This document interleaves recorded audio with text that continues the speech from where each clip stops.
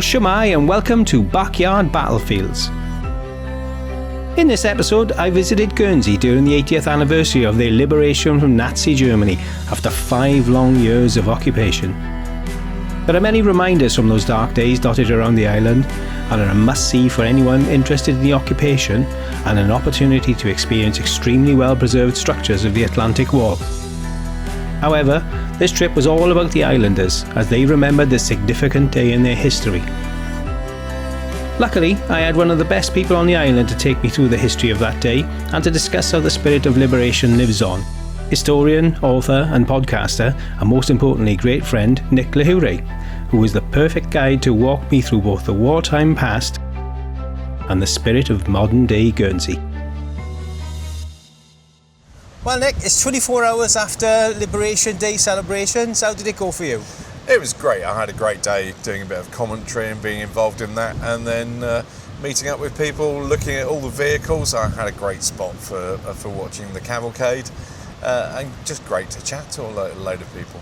So how did it compare to a normal year? Certainly much bigger than in recent years.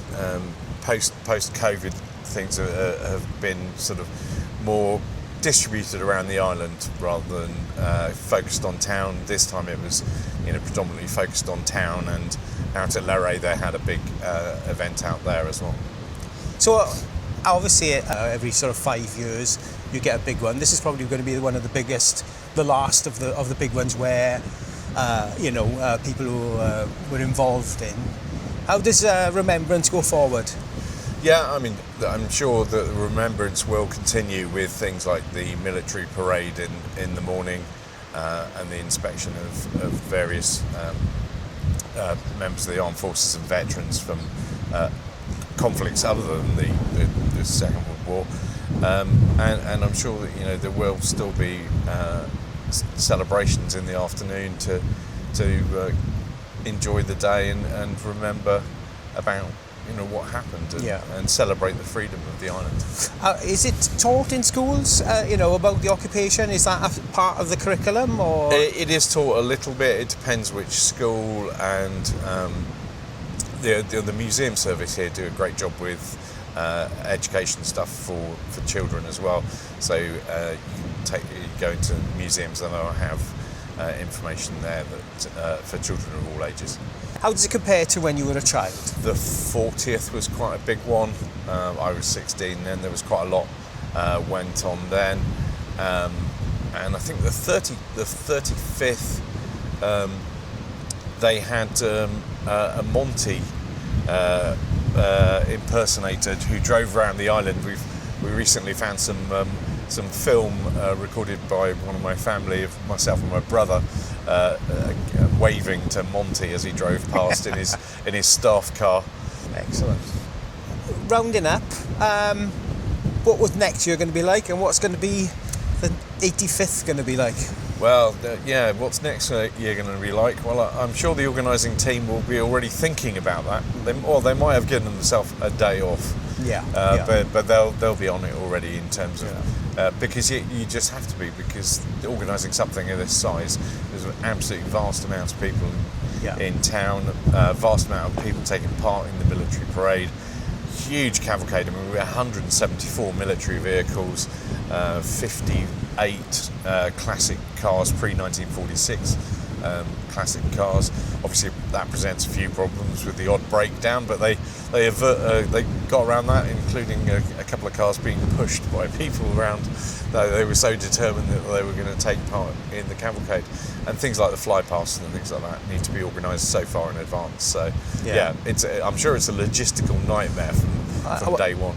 It was a phenomenal experience from an outsider, someone who's used to the rather lacklustre VE Day. I mean, it's very London-centric, VE Day in the UK. There's little things, sort of small displays of this, that and the other, but it's amazing to see.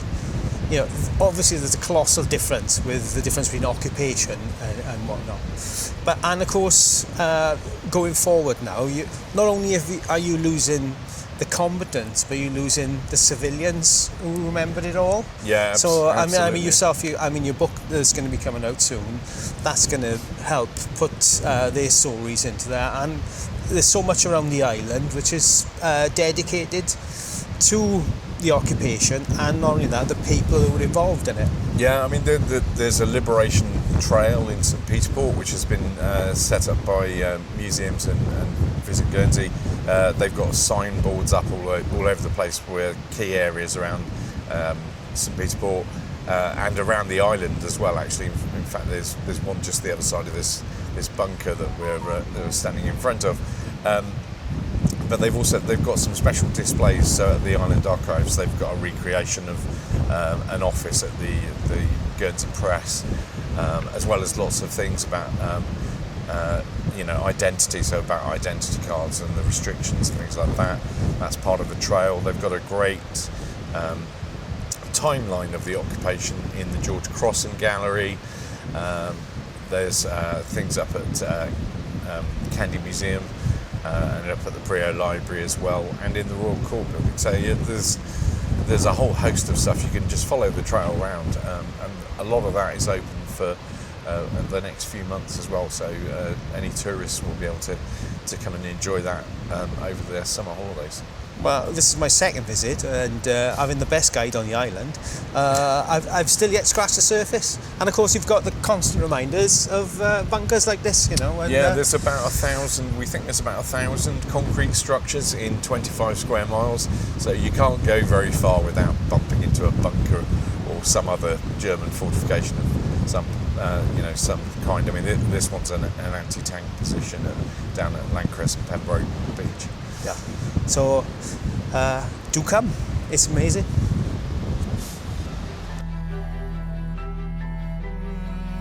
If you've made it to the end of the video, thanks for watching. And if you'd like to know more about the occupation of the Channel Islands, and Guernsey in particular, you should check out Nick's website, islandfortress.com. And for a great listen, look for Islands at War wherever you get your podcast from. Also, look out for Nick's book, Tides of Defiance, out soon. See you next time on Backyard Battlefields.